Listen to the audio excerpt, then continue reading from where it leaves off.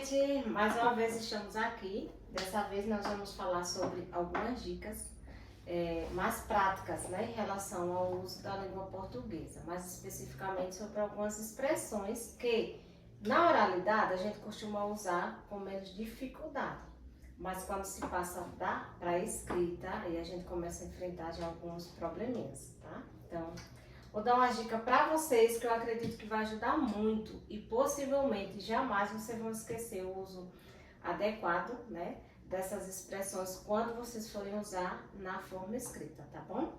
E aí eu vou falar do emprego dos porquês, né? Na escrita a gente tem 4 empregos dos porquês. A gente tem aquele porquê que a gente chama porquê junto e sem acento, né? A gente tem o porquê separado e sem acento. A gente tem o porquê junto com acento. E a gente tem o porquê separado com acento. Então, eu vou explicar para vocês em quais situações a gente deve usar cada um desses porquês, tá bom? Então, o primeiro porquê que eu trouxe aqui é esse aqui, né? Que é o porquê junto e sem acento. E ele deve ser usado quando a gente estiver em situação de explicação, quando a gente estiver respondendo algum questionamento ou quando a gente estiver explicando uma situação. Veja um exemplo aqui, tá? Não jantei cedo porque estava sem fome. Então, vejam que aqui, esse tipo de enunciado pode estar respondendo a um questionamento ou pode estar simplesmente explicando uma situação. Então, o porquê adequado que a gente deve usar é esse junto e sem acento, tá bom? Não esqueçam mais. Quando é que eu vou usar o porquê junto e sem acento? Quando eu estiver usando numa situação de explicação, tá? E o porquê separado sem acento? Esse porquê ele deve ser usado em situações de questionamento, ou seja, quando a gente estiver fazendo perguntas, sejam elas diretas ou indiretas. Né? O que é uma pergunta direta? É aquela que fica claro para o ouvinte que ele está sendo questionado. A indireta é quando você passa a ideia que você gostaria de saber de algo, mas você não pergunta diretamente, você sugere, né, para o ouvinte. Então, nesse caso, a gente vai usar esse porquê aqui, ó. O porquê separado e sem acento. Veja aqui um exemplo. Por que você chegou tão tarde? Então, tá se perguntando algo para alguém, né? Então, aí eu vou usar o porquê separado e sem acento, tá? Eu vou usar também situações de questionamentos indiretos, lembra? Então, ó, não sei por que vocês gritaram tanto. Então, aqui é uma situação em que a pessoa que fala dá a entender que ela gostaria de saber o motivo, a razão pelo qual as pessoas gritaram tanto, né? Veja que ela não fez isso de forma diretamente, mas ela deu a entender.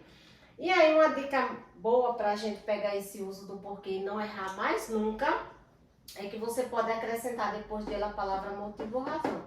Se você conseguir acrescentar aqui, depois desse porquê, a palavra motivo ou razão, então a escrita dele deve ser desse jeito, separado e sem acento. Olha só. Não sei por que motivo vocês gritaram tanto. Não sei por que razão vocês gritaram tanto. Então, não tem mais erro, né, gente? Com essas dicas, não tem mais como errar o emprego desses porquês, não é isso? Para falar dos outros 2 porquês. O porquê junto e com acento, quando é que a gente deve usá-lo? Quando ele tiver o mesmo valor da palavra motivo. Então, toda vez que eu construir uma frase e eu precisar usar a palavra porquê, se no lugar dessa palavra eu poder usar a palavra motivo, então o meu porquê ele vai ser junto e com acento. Outra dica, esse porquê que é usado junto com acento, ele sempre vem acompanhado de um artigo, no caso o artigo o, né, que é um determinante. Então não tem mais erro, gente. Toda vez que eu for usar o porquê e eu souber que no lugar dele eu posso usar a palavra motivo, então eu já sei que o meu porquê tem que ser junto e com acento, né?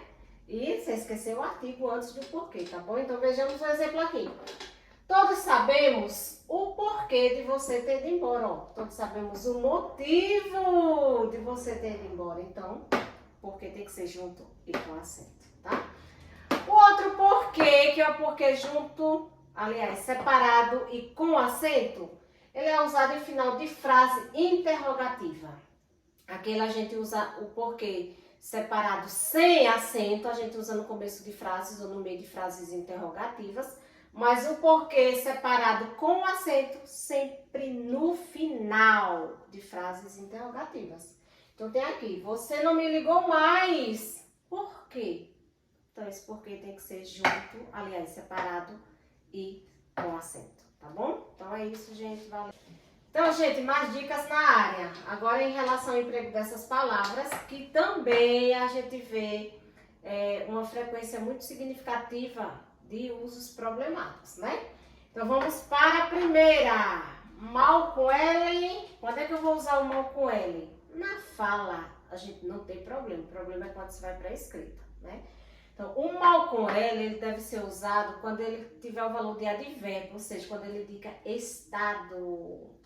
Então, o contrário disso é o bem. Eu posso dizer que eu estou mal de saúde, eu estou bem de saúde. Veja que o que faz aí, no caso do contrário, é o bem, né? Então, nossa, eu estou mal de saúde. Nossa, eu estou bem de saúde. Então, esse meu mal tem que ser escrito com L, tá?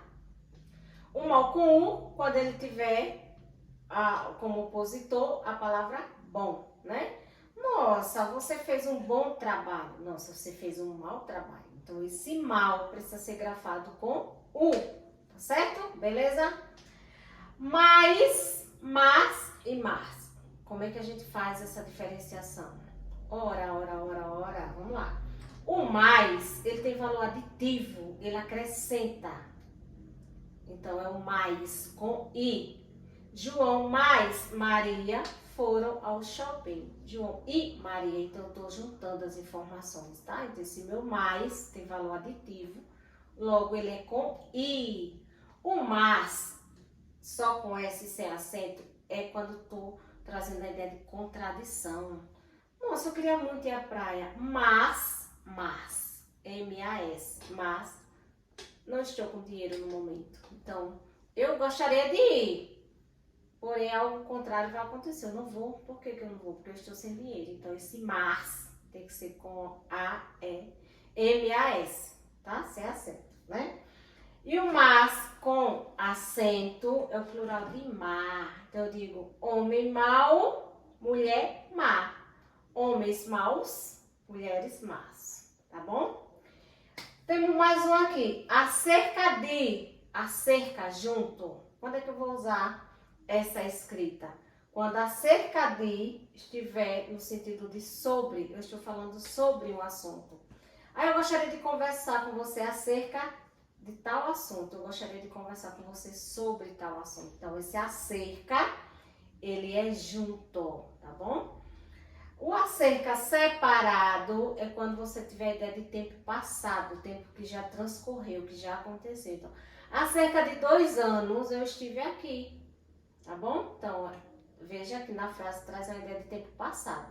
Então, esse acerca vai ser separado. O a num lugar e a palavra cerca no outro. Beleza?